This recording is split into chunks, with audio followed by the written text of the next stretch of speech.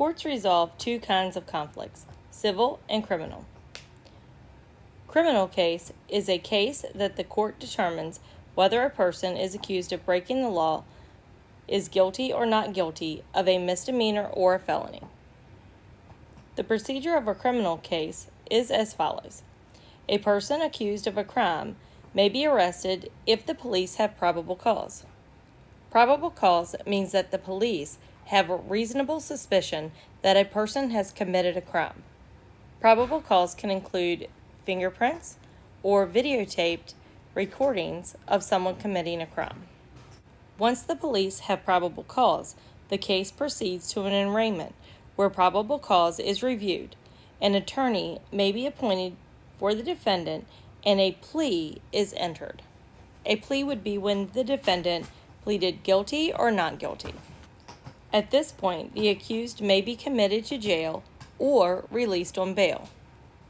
Bail is money that the defendant pays to the courts so that they can be released from jail until their court date. In a felony case, the preliminary hearing is conducted to see if there is probable cause.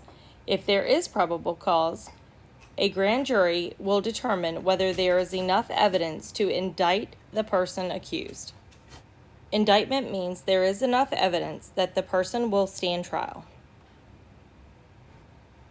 In a misdemeanor case, there is no preliminary hearing or grand jury. A trial date is set instead.